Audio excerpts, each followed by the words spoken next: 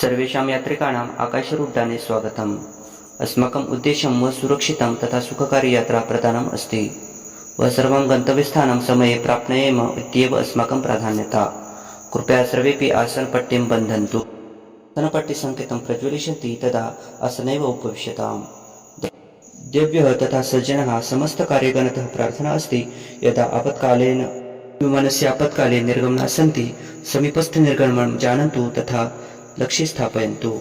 यदि प्रबलता नश्यति तर्हि शान्तं रक्षित्वा कार्यगणस्य सूचनां पालयन्तु।